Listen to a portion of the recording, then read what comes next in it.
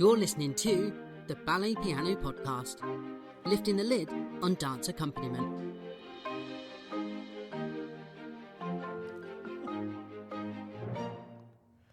Hello, Ballet Piano Podcast fans. Just like it's 2020, we are here on Zoom, but first is my friend Matt Gregory to my right. Hello, listeners. And then we are so proud, privileged, and happy to have with us this week the fantastic Gill Civil, all the way from Canada. Hello, Gill. Oh, thank you. What an incredible feeling it is to be able to finally meet you guys. And I've been following your Ballet Piano podcast. I've been listening to your previous recordings. And they are so entertaining. Yeah, that's good. Thank you. I usually listen to them when I'm making the dinner and and peeling the potatoes and things like that. And people listen when they're walking the dog sometimes. We had somebody very recently, Karen McIver, message and said, "Oh, I've just caught up on the most recent episodes while I was painting my house." Oh yeah, I know, it's a good time, because you can't play the piano and you're busy doing something else. And, it's so entertaining, so interesting to hear what you're talking about. Oh, so kind. Right, Thank it's right up my alley. Yeah. When I played it when I was in New Zealand recently, I was visiting my 90-year-old mum who was recovering from a fall. And, and I was full on 24-hour work, it seemed to me, and I would escape every now and then I had my iPad and I'd put it on in my room and I'd listen to it.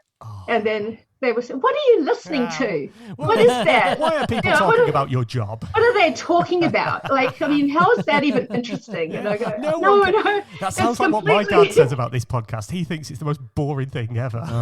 If they don't know. I know. But listen, thank you so much for joining us. I'm really, really, really happy. And I'm personally happy because I think we've been communicating on and off via social media and email for about a decade. Is that right? It's been a long time. Yeah, seems like on and off. We've been in contact for a long time. Oh. So how did you learn about each other?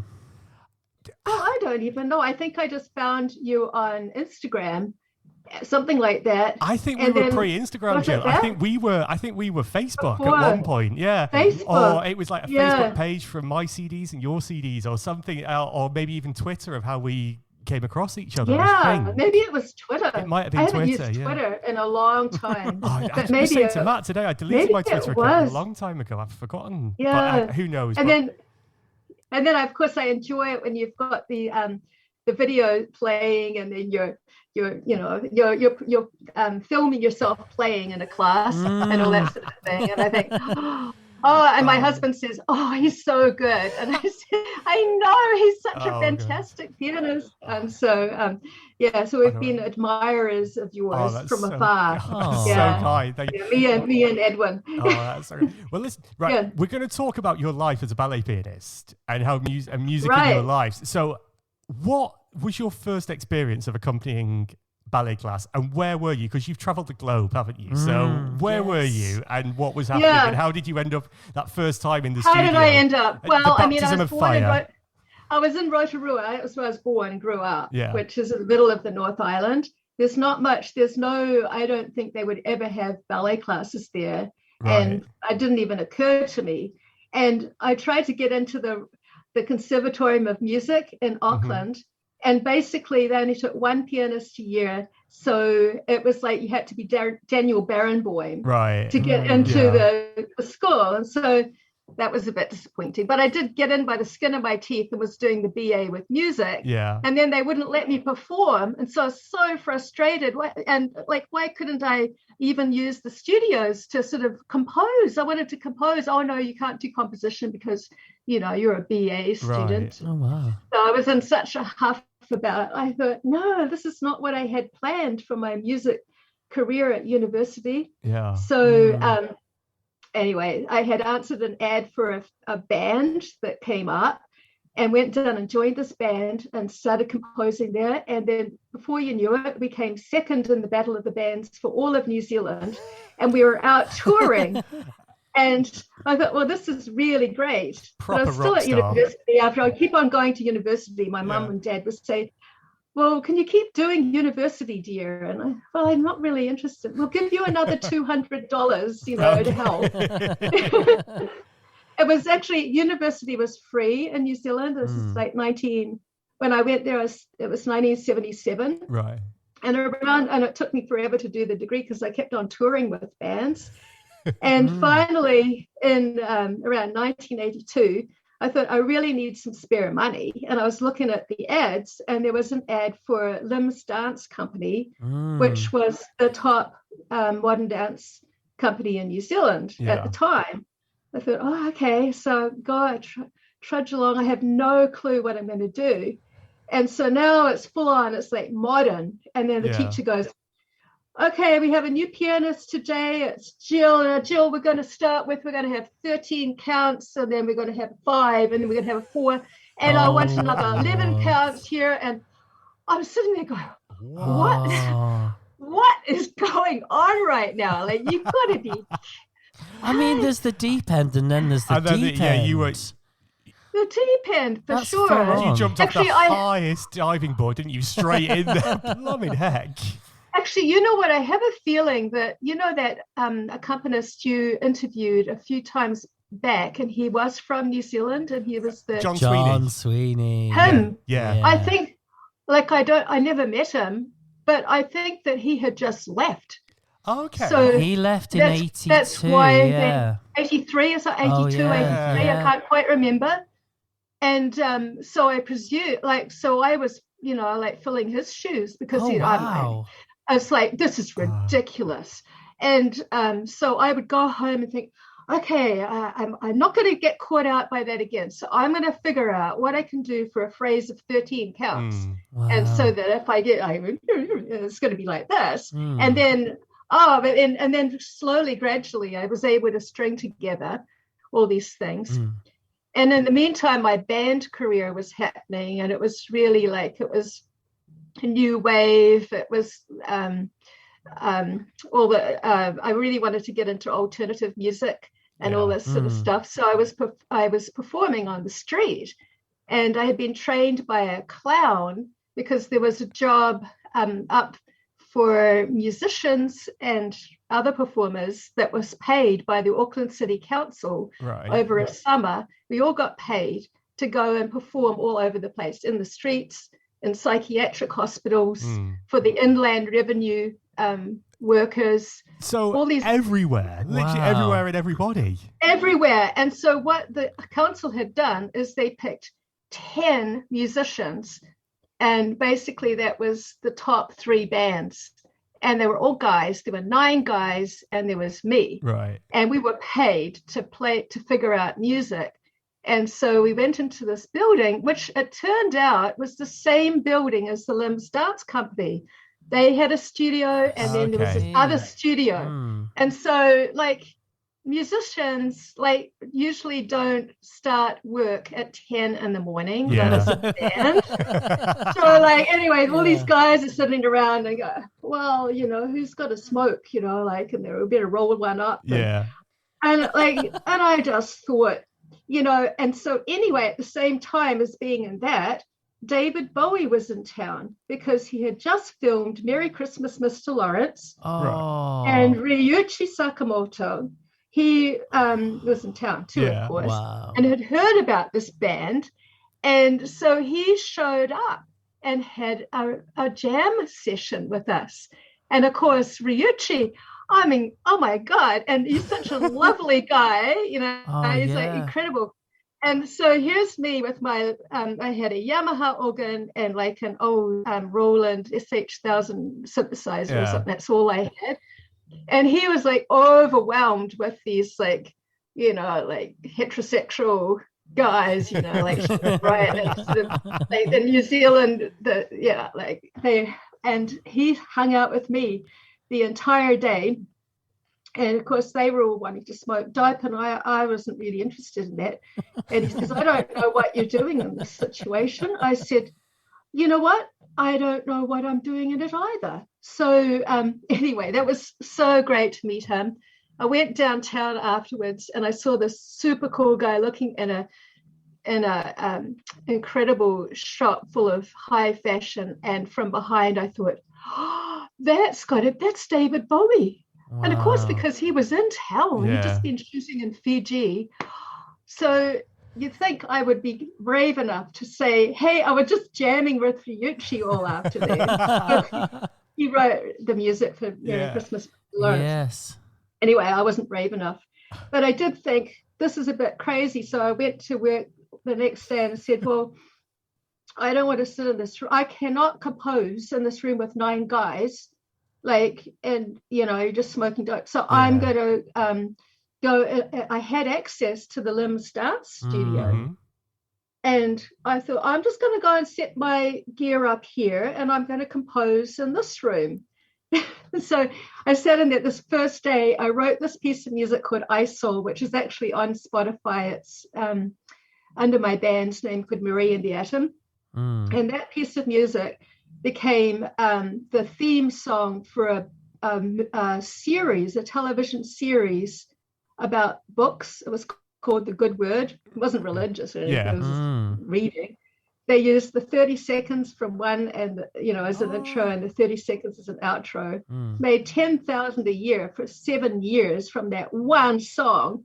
But, of course, having left the band, then I get this phone call from the band. They say, well, Gill, we don't really think that you fit into the band anymore. And so, but I said, so what am I supposed to do? That's my summer gig. Yeah. And they said, well, there's this clown and he needs somebody to play keyboards on the street if you want to work with him. I says, okay. Yeah. So I went and worked with this clown. And unfortunately for him, he had a mental breakdown after a few Sorry, weeks. Gill, this is the strangest sentiment. I've never heard of somebody who was offered a job playing for a clown who then they had to stop because the clown had a breakdown. I know. And so now he had taught me stuff. He had trained me. I tell you, I've got to write a book one day. That's why you need to do a podcast. You edit me when I go on too long about something. But anyway, he had trained me. We'd gone down Queen Street, which is the main street in Auckland, with the red nose and being all still, and I couldn't even do it now. All the things and he was going to use these pipes and looking up into the air and all these sort of props. He had all these things, and now and then we were going to set up in Balkan Lane, which is off of Queen Street, and and we were going to do this thing together. And I was going to have a blue face. And I was just going to provide all the sound effects. He's a fantastic performer, and the guy, he performs still and teaches. He's got a clown and all this thing. But anyway, and so I called up the city council. He says, well, I really think I still need to work. Like, where am I at now? They said, well, do you think you could go and do something on your own in the street? And I decided I would. And I thought, well, I'll use these props. And then a recording studio we had a connection with, because in the meantime, I had left my band Bongos and created my own. I was beginning to create my own setup, which is called Marie and the Atom. And Marie and the Atom was formed because I was performing on my own in this Balkan Lane. We ran an extension cord down from a recording studio, 3 flights down. I plugged in my Yamaha electric organ. Yeah. I set it on I physically taped, like sellotape or whatever. I don't know what you call it in England. These notes, like a fifth, like a C and a G or something like that. Put it through a flanger. And so it was creating this, and then I was using these pipes to say, early today, this is the BBC. I remember, because I had a whole script, this is the BBC, because we used to hear that in New Zealand. Early today, a dense fog was spotted over the country of New Zealand. So I'm sort of like that. And so now we have set up this scene that I'm under this fog. And then I also had a banjo, and I would sing and all these different things. And so, and one day, like this punk rocker girl from the art school with really white face, and she looked like Boy George. Right. She had a look at me, and she came up to me afterwards. She says, Gill, I really like what you're doing. Can I join in? And I says, well, yeah, you can, but I can't pay you because I'm hardly making anything myself. But if you want to be part of it, like, and she says, well, what can I do? I says, well, you just look good. Just be there. Like, just pose if you want. I mean, I don't care. So we were posing at one point, and we had a fish bowl, and, you know, I guess people had put some money in that because they thought that we were busking or something. And then this drunk man shows up, and he goes and helps himself to all the cash in a fish bowl. Oh my God. Well, I don't know about this. Isn't very good. Anyway, Ginny, she became my best friend. She was this person that, and she had another friend at art school, and they were interested in playing music with me. Right. And so I said, well, that's great. What can you? And she could sort of play the guitar, and the other one could sort of play the viola. Mm-hmm. Anyway, she could play it actually really well. And we performed all over the place. But anyway, and then I was on tour all the time doing Marie and the Atom. Yeah. And so that was a whole thing. We got a couple of Arts Council grants. But anyway, back to the dance. So none of the other stories are much more fun. I know. Well, anyway, so now I'm playing for Lim's Dance Company. Yeah. And for Dorothea Ashbridge, she had been mentioned by your... Yeah, by John Sweeney, yeah. John? So he called her like the lipstick on the cigarette or something like that. Lipstick cigarette. I think that type of person. Oh, go on. No. That was it. I think so. I was trying to remember everything back to John's episode that we recorded. Yeah. Oh my goodness! I'll have plie music, please. Well, that's not how it goes. And I had no idea. I was like, what? I don't know how to do this. Like, give me some information. Yeah. And so no one was like, and there was no one else around. I mean, John was right about there was nobody except there must have been one guy. I think he was Mr. something. It was like Mr. Stevenson or Mr. some, because after a couple of years of playing with Lim's Dance Company, a dancer from the Merce Cunningham company in New York, who actually Merce was still running the company or in the company at that point, I don't know, like 83. His name, anyway, this dancer was called John McLaughlin. And he came to Lim's because he was going to do a 6-month stint teaching them modern dance. And so the company said, oh, we're going to get Mr. So-and-so to come and play for you. And he said, no, I don't want that. I want Gill Civil. I've heard about her in New York. Oh, wow. Which is so cool because the reason was Douglas Wright, who had been a dancer in Lim's, had gone to New York and he had formed his own company, I think. I mean, this is a long time ago, so I don't know if he's still dancing even, but he was a friend of John's, and so he had said, you must get Jill. Jill, can I ask you? Yeah. From your very first class at Lim's, when she was 13 counts, 7 of these, 5 of those, and what have you, how did you get from that point, from her saying, oh, plie music, and you not knowing what it is, to then sort of, getting... Well, I mean, I guess I probably... do you know what I mean? I think I probably asked people, even the dancers, well, when you're doing the plie, what are you expecting? And they said, well, just something smooth, like 1, 2, 3, 1, 2. Yeah. Oh, okay. Yeah. But then look, I was trained classically as a pianist. Yeah.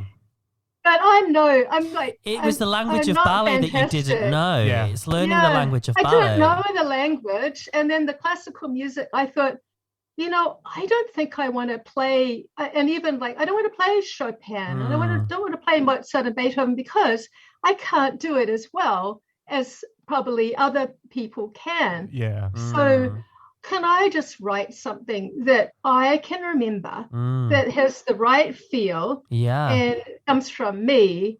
And because I figured if I write my own stuff, no one can ever... They can't say, oh, you played that wrrong. Yeah. So Nobody I can ever. So the next time with Dorothy Ashbridge, I'm playing da dun dun, and she's satisfied, and she can't say to me, well, that's Anyway, I realized that I didn't quite like doing her classes so much, but John, on the other hand, a red-headed, vibrant New Yorker, and he says, "Well, what do you play?" I says, "I don't. Well, I play in bands, and and I play riffs, and I just all this stuff, and I make stuff up at home, and I'm composing." And he says, "Play something."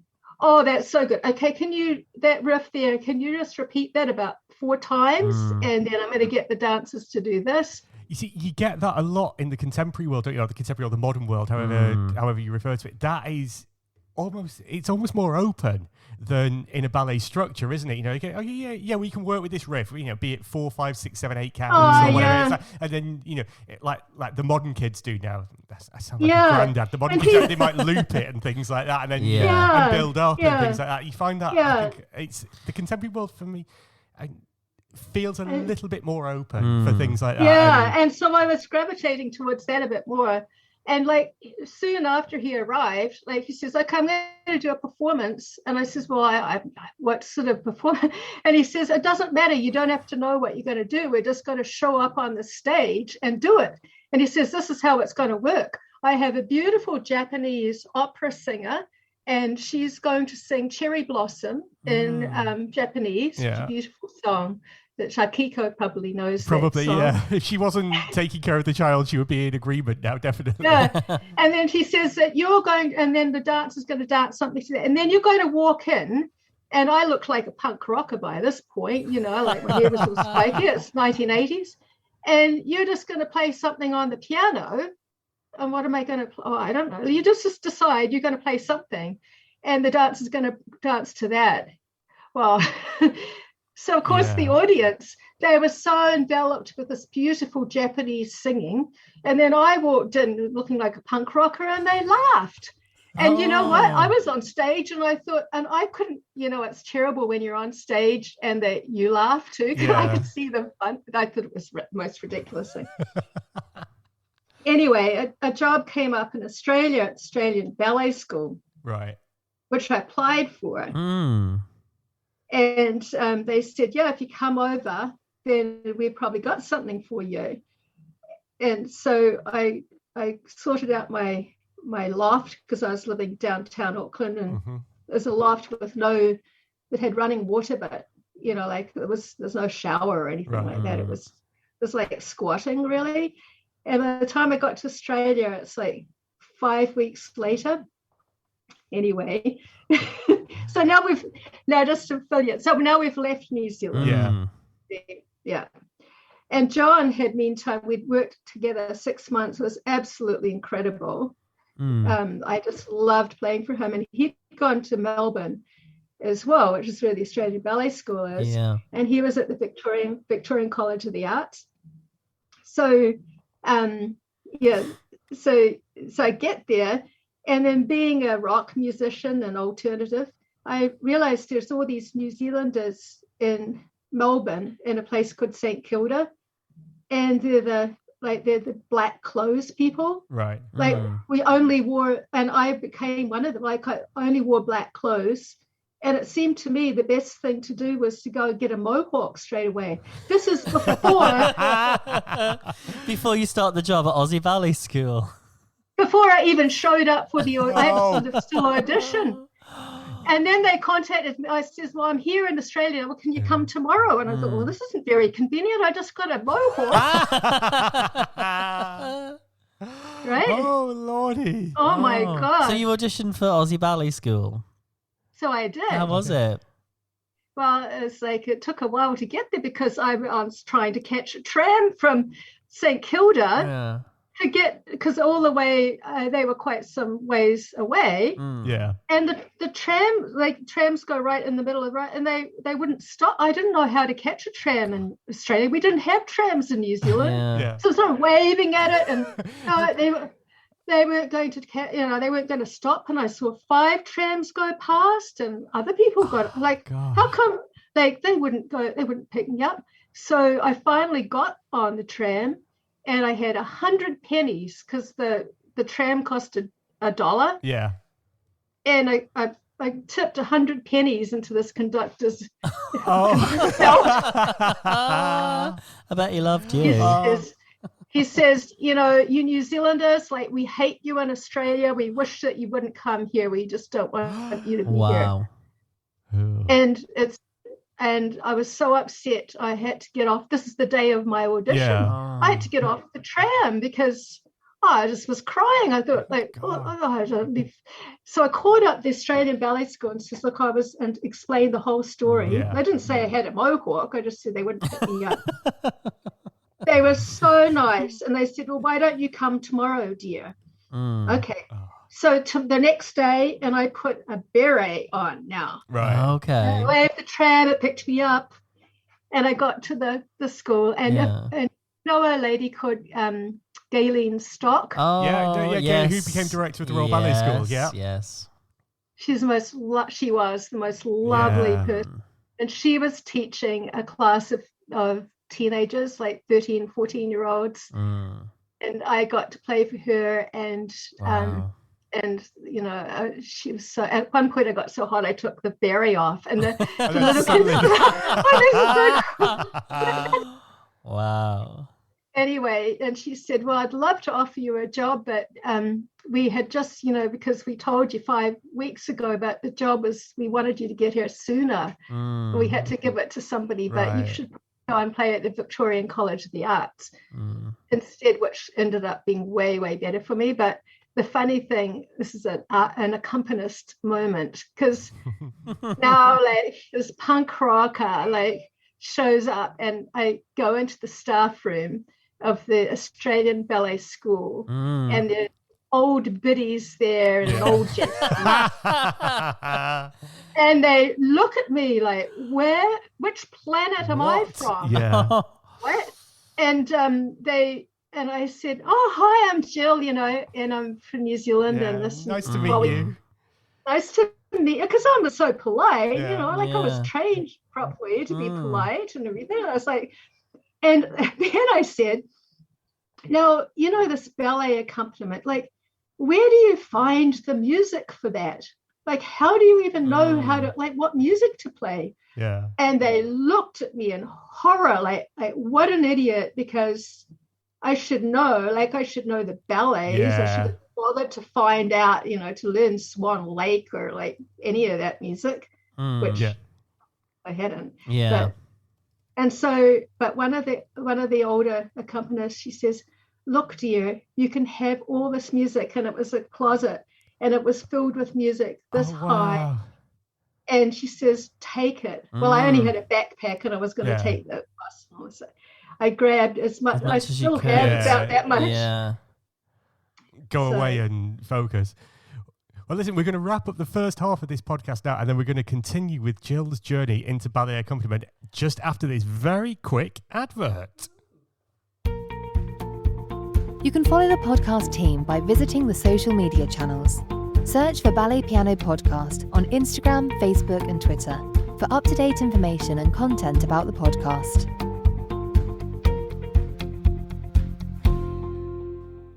So, Gill, you didn't get the job at the Australian Ballet School because you were too late, but Galen said you should work at the Victoria College of Arts. Yes, and so that's what you did. So I showed up there with my mohawk, and they were happy. How was it received there? It was cool, because that school was amazing. It was half modern dance and half ballet. Right. In the dance section, there were 200 kids. They were the creme de la creme of Australian talent. Yeah. They lived there. Like, they took them from 9 years old and up until tertiary level. So they had 50 dancers all up. They had 50 musicians, 50 theatre, and 50 doing art classes. Wow. Oh my God. And then John was there, of course, my old buddy from New Zealand, from Lynn's Dance Company. Yeah. So he says, Gill, you're here, right? We're ready for another performance. And I says, well, don't let it be like the last time where they laughed at me because, like, it wasn't, didn't seem. He says, no, well, he said, well, what are you playing in now? And I had like this band that I connected with some other musicians, and we had this band called Barker's Eggs, which in Australian slang is dog shit. So Barker's Eggs. So he says, well, yeah, they can come along and can you write a piece of music? And they had actually a Fairlight computer in the music school, which at that point was like, this is 1984, cutting edge. Yeah, super high end of the tech, yeah? Can you not write something on that too? And so I wrote something on that. And then the band, we showed up at the Victorian Arts Centre, which is a beautiful, beautiful theatre. And I was loading my Yamaha organ out of the truck, and it dropped on my fingers. And like I took off it was okay, but it was bad for the gig, because I had to have painkillers and it was all wrapped up. And but we did performances and that. And anyway, that was super cool. And then, there's Akiko. Oh, yeah. For the listeners, Akiko's just walked in behind us while we were recording. Oh, yeah, sorry. That's okay. Akiko's doing baby things tonight. She's also now waggling a bum around. Hi, Akiko. It's nice to see you. Jill says hi. Jill says hello. So one morning, I'm in my bed waiting to go to work, and I hear on the radio that Crowded House, that they're looking for a keyboardist to go on tour with them. I believe Crowded House is in England right now. Yeah, right. Yeah, I know Crowded House. Yeah.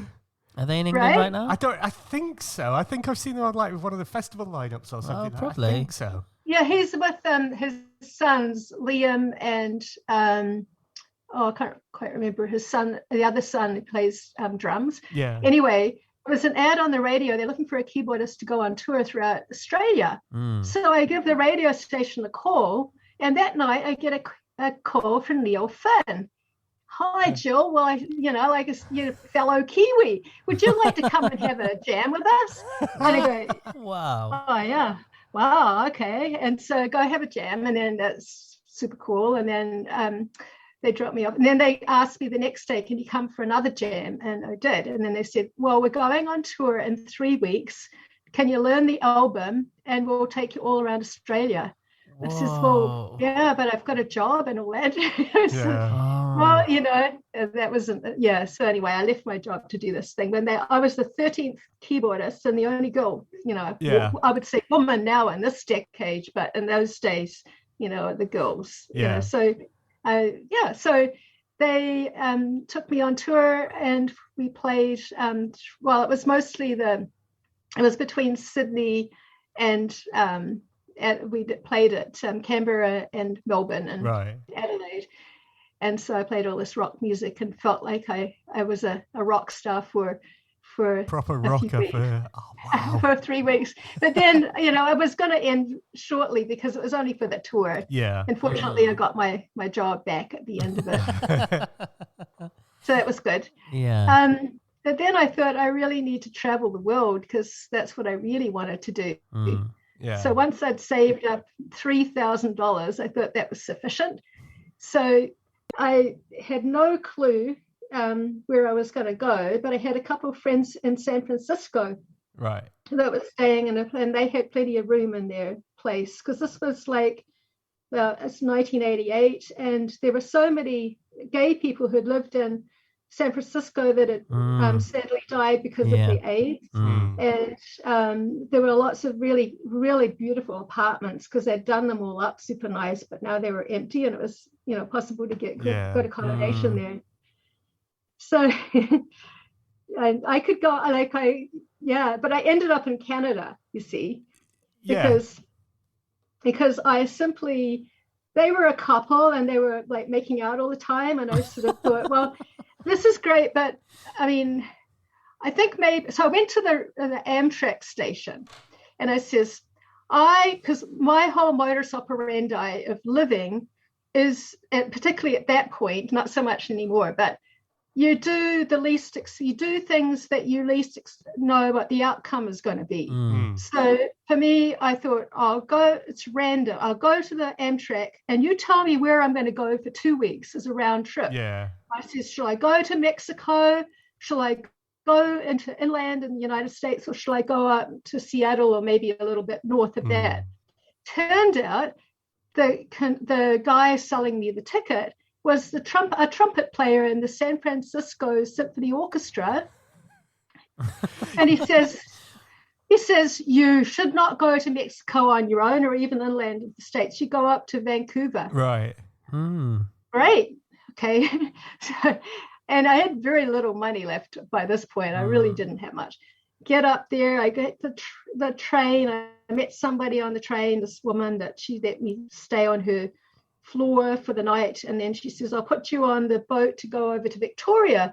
Now, I know there's Vancouver Island, but I always thought there was a bridge that took you from Vancouver Island over to, the mainland of Canada.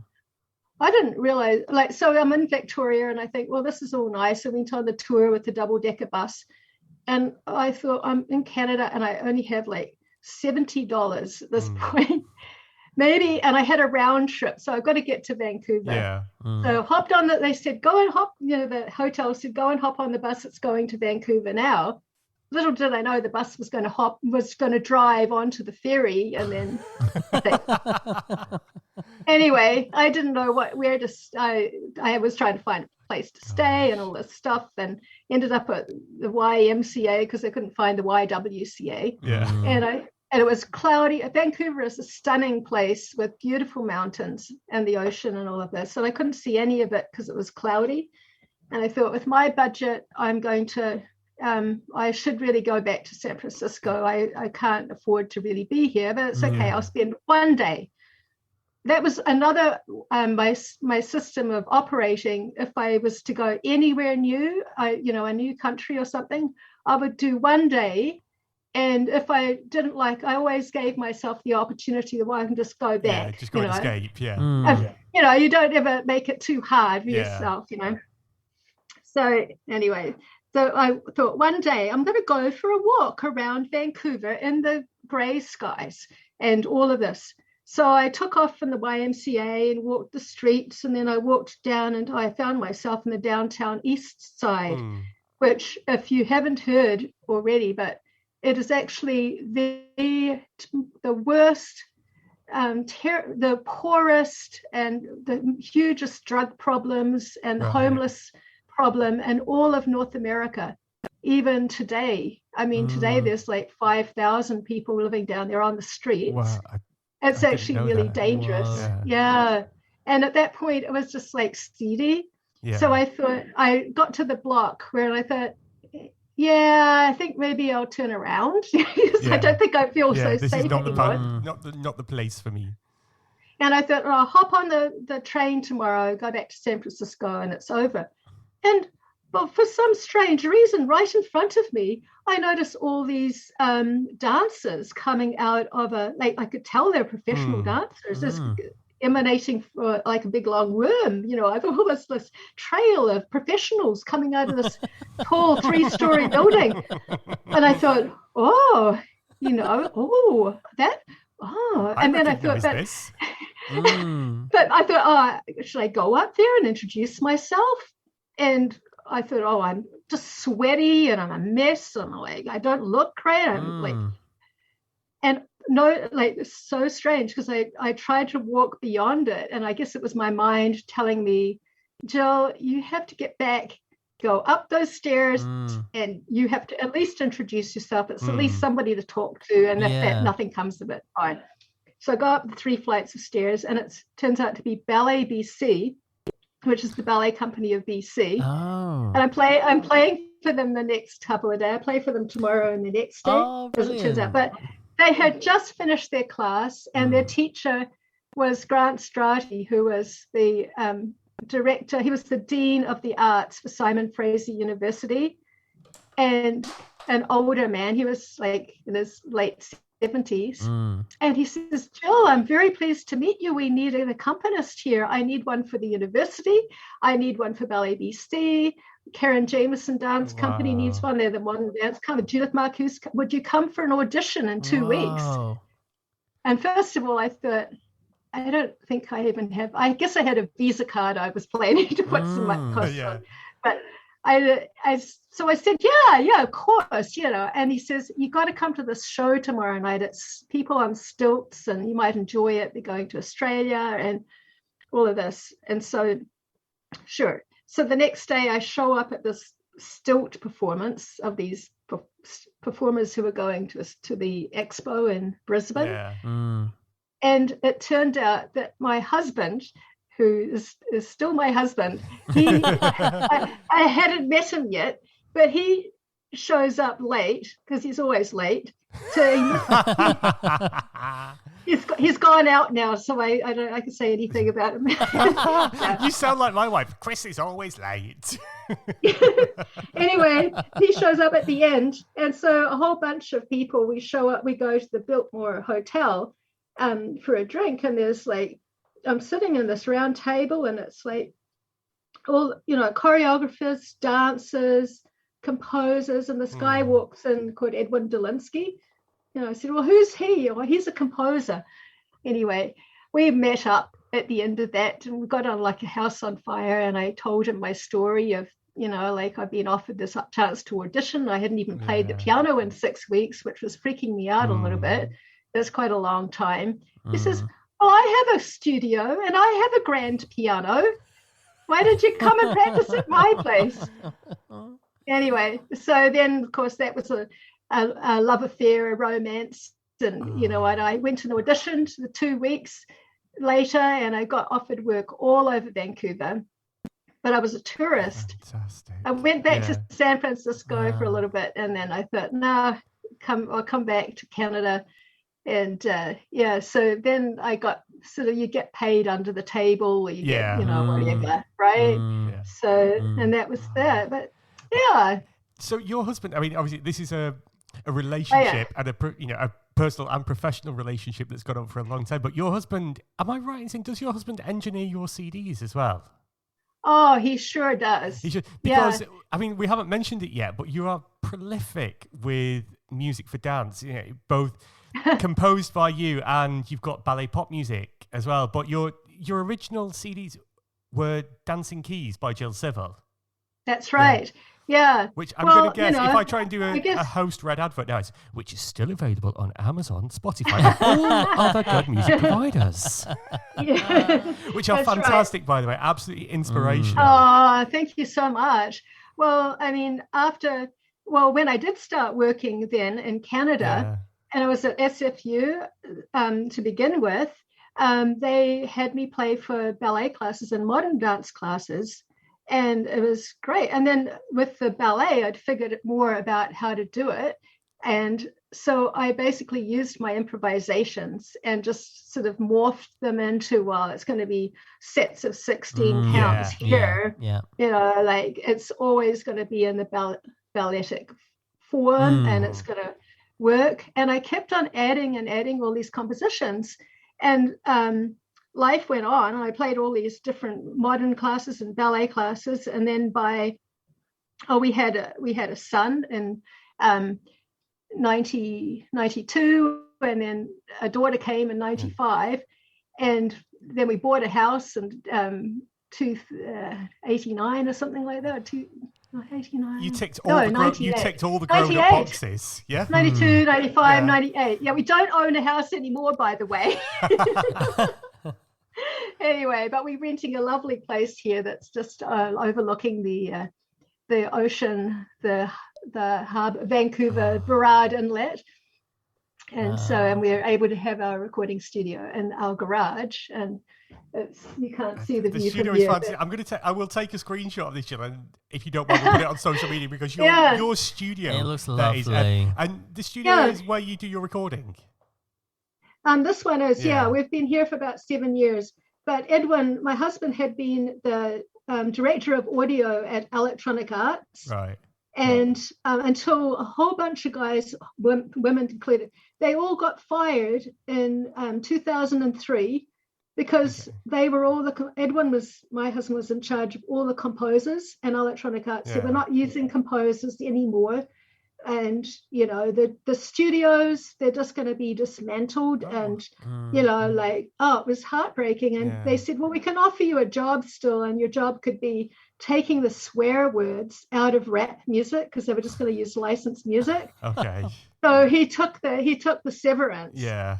And then basically didn't, he took many years off. But we did manage to pick up their Yamaha Disclavia grand, because Edwin said, well, I guess you don't really need the Yamaha Disclavia anymore, which was the $80,000 instrument, which is in the background there. Wow. And but we were able to get a deal on, see. And so then by the time my kids were both in school, I thought, I have all this music in my head, and I can't, I want to do something with it, because I want to make room for more music. Yeah. And so we recorded in 2005, we recorded, 28 pieces of music, which was the main pieces that I used to play for my ballet classes. And then afterwards, we moved to the Sunshine Coast in 2007, and he wasn't working, and I had very little work, because they didn't have hardly any ballet classes on the Sunshine Coast. There was a couple I could play, but I was taking a ferry back and forth to come and play in town a little bit. It was really expensive. Yeah. And so because my husband was at home, I said, well, would you like to record some more music for me? Let's utilize our skills together. So, I just wait and do all my recording. And he's brilliant in the recording studio. And so basically I did 2 more albums across, 8 years, like another 60 pieces. And then I love pop music, because it had such a background in that, pop and rock. And the kids love it, if you show up and you can play. And you play a bit of Shape of You, like something that they know. At the moment, I'm playing Billie Eilish, and sort of. You're so hip. I don't know any Billie Eilish. She's very now. Yeah. Yeah. No.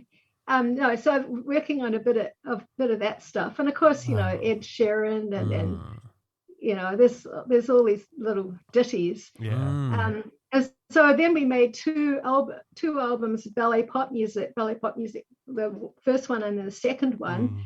And we left the Sunshine Coast up once the kids graduated, and I needed to move back into the city.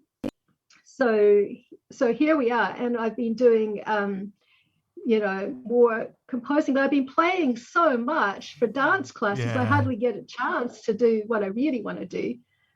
But But it's nice. Do you like the aspect? And I think this is a question that I'm going to ask all future pianists that we have a chat to. Of going into the studio and not really knowing what's going to happen. Because I've taken some time to reflect on what I like about my job. And I think I like the fact of it's an unknown quantity. You're going to walk into the studio and something is going to happen, but you've got to make it great. And you've got to support everything that's going, but you don't know what you're going to go into. And for me, I really enjoy that. I mean, like you've got an idea, the structure, but you don't know what you're going to be asked to play. No, okay. Well, here's a question for you. Yay. Both.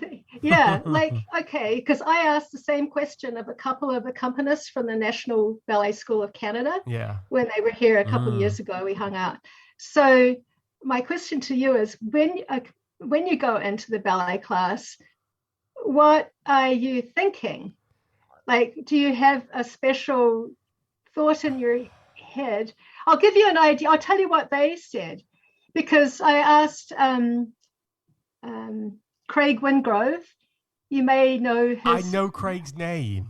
Because he's got 1,000 albums on. I don't know how many. He puts out one every year. Craig, beautiful, lovely guy. Yeah. And I said, well, when you go into this ballet studio, what do you think in your head? And he says, I just think love. I just think love. Yeah. And I thought, what an interesting concept. That is, I don't think that. And then I asked Tita Evidente, who is a wonderful accompanist for modern dance. She's with the Toronto Dance Theatre.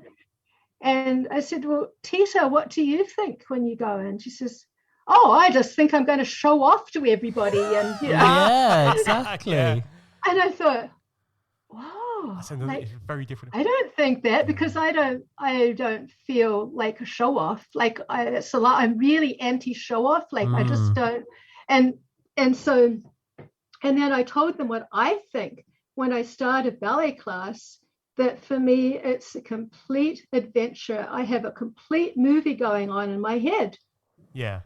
And that's how my albums are. Like, say, Dancing Keys 3, my most recent one, like the first one of the plie is like tall ships.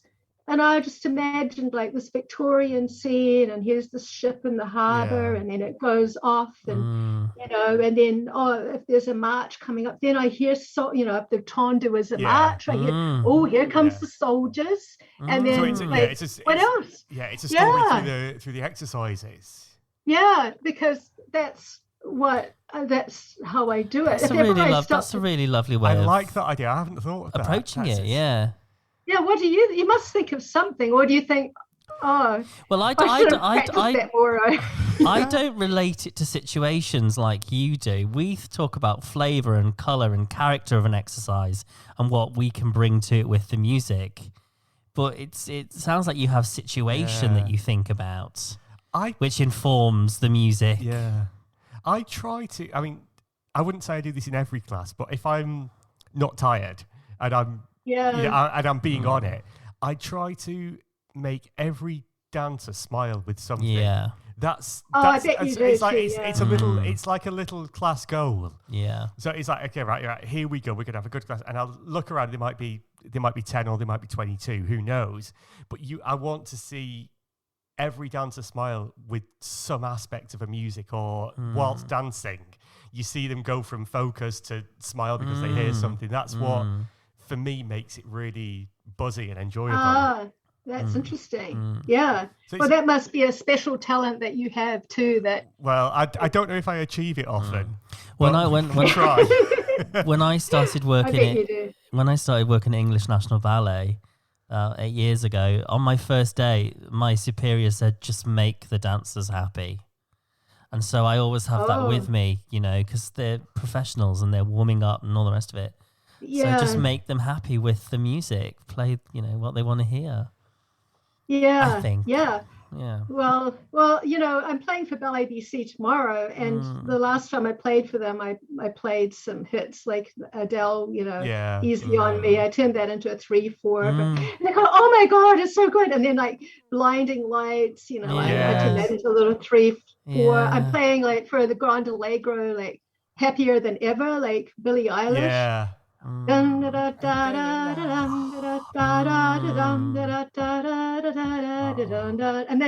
that feeling of that rush that you, because they're going across the bag, and then they're right beside the piano, and then the guys go, yes, and then they go, Happier Than Ever. I mean, I thought, geez, that's the best Grand Allegro I've ever played. I think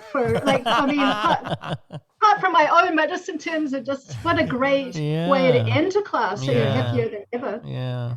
But one thing I didn't talk about, I don't know whether there's time in our little podcast. I think we've got time before we get kicked off. We've got a few minutes. Okay, a few minutes. Well, because the most exciting thing for me as a ballet accompanist had to be when I was invited to go and play in Brazil. This was in July of 2016. And it was going to be for 2 weeks, and it was the top 350 young dancers in Brazil.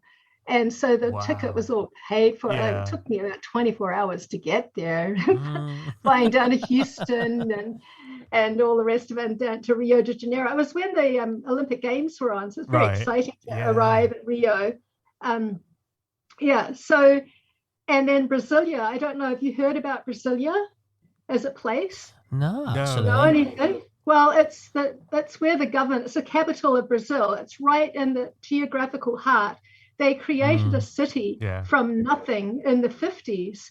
And it was, in fact, Queen Elizabeth had gone there with Prince Philip in the 60s and stayed in the Hotel Brasilia, which is where I stayed. And the place is full of monuments and the most spectacular, but they're all really quite run down. And they made a lake out of nothing. It's called Caranoa Lake. And it's as hot as can be. It starts, 16 degrees in the morning, and then it's up at 40 degrees at like in no time. Whoa. Holy moly. Geez. And then of course I had no Portuguese. My degree I ended up finishing it in Spanish, but that would and it was it was so hard when I arrived, because I was picked up at the airport, so exhausted. And they immediately took me to the basement of the theater there where they were running the school. And it was 40 degrees in those theaters. It's like a pyramid. Ciudad de, it wasn't, it's a Spanish word. It was something like that. I'm trying to remember the name of the theater, but it's the main theater in Brazil. And they said, well, do you want to start working right now? Here are all the dancers. And do you mind if I go and have a sleep first? I'm tired. Oh. But when I did show up the next day, the teachers there was Hans Tappendorf, who was like one of the top teachers in Europe for pas de deux. And there was Vladimir, what's his name, Kos or something. He was like one of those famous dancers from the 70s. Yeah. Still left over and teaching, and and they had American teachers, and they had trying to think, some Christopher Hurd. I don't know if you know Christopher Hurd, but he's now in charge of Sarasota Ballet, but he had been at the Royal Ballet School, British guy. Name lovely guy. Rang a bell. He was lovely. It was so fantastic. The spectacular thing about playing in Brazil is how the students treated the ballet, the musicians. They worshipped you. Thank you so much for coming. Nice. Can I carry you? And those were the days when I used to carry all these books and everything. I'm on the iPad now, so I don't carry so much. Oh, we can, teacher, we carry your bag everywhere for you. And that's lovely. And it was a bit embarrassing at one point, because there was classes, there were in the mornings, there were 60 kids taking a class for the first class. And the one class was Vladimir down the one end, we're watching the time, and me at the other end, and I was playing the pop songs. This is the beginning of like ballet pop. I was BPM 2, I think I was playing then. Well, the word went around, and no one started showing up for Vladimir's class. Because you were on BPM.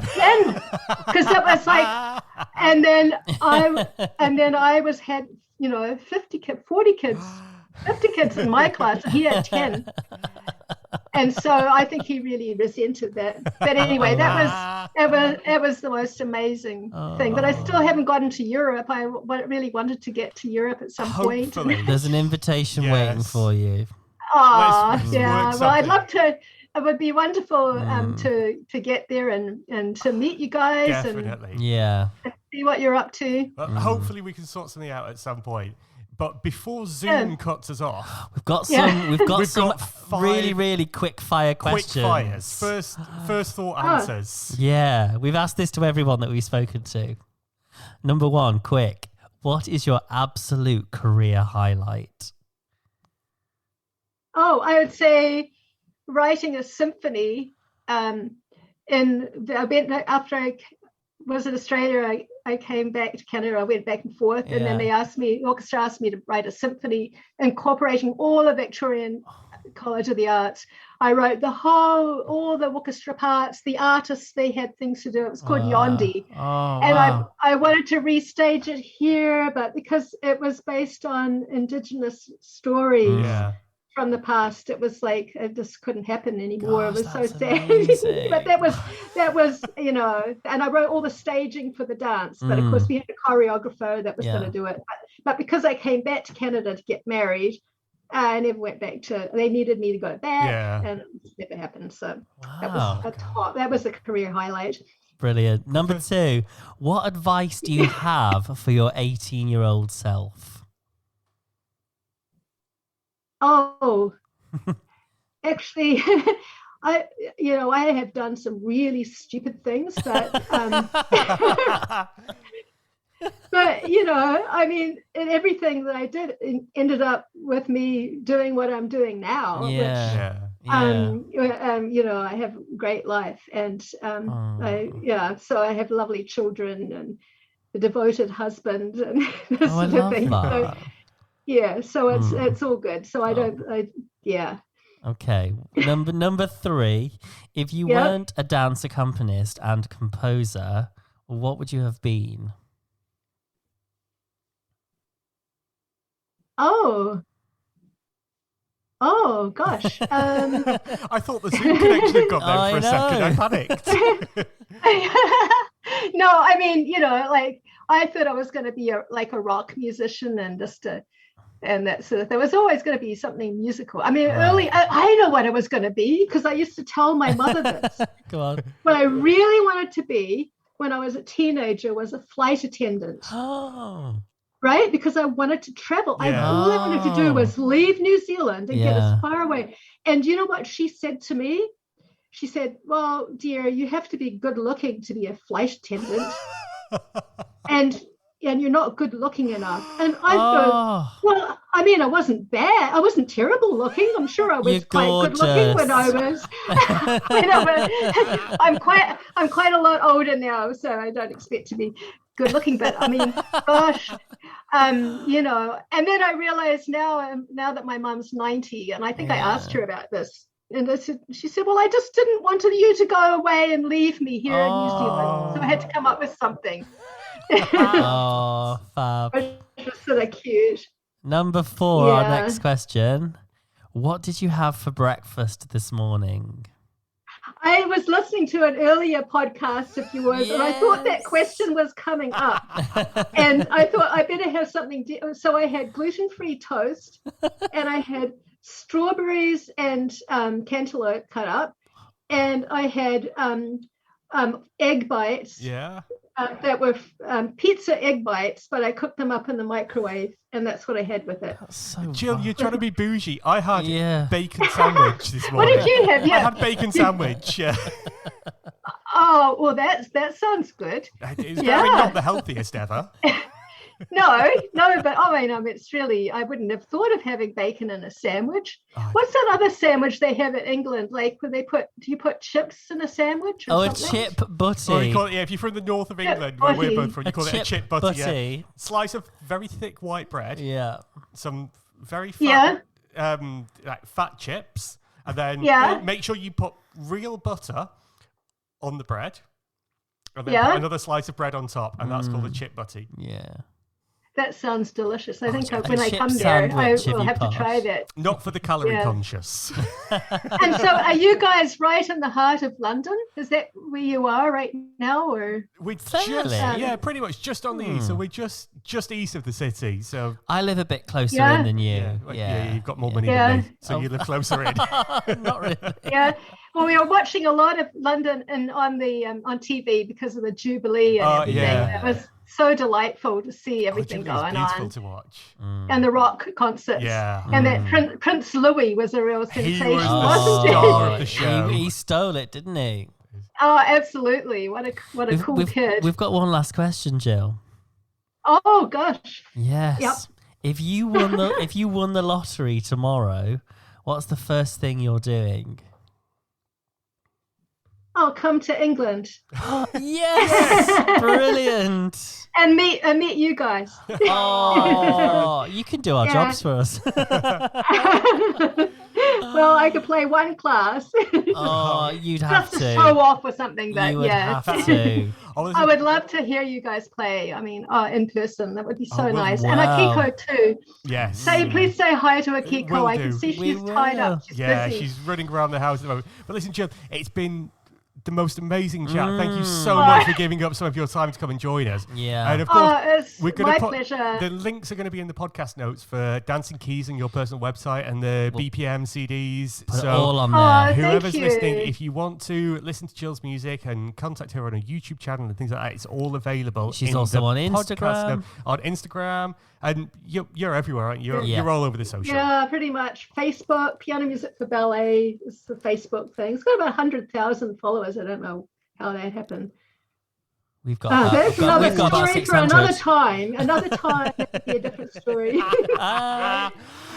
Anyway, thank you. Well, you have a fantastic day, you guys. And you too. I guess that's a night time for you. Going to bed in an hour. Yeah, it's night time here. So it's 9:15 here, and it's 1:15 over in Canada. Yeah. I'll go and do the dishes now after all that. Listen, it was lovely to chat. We're gonna play the outro music and say goodbye. Goodbye. Bye-bye, guys.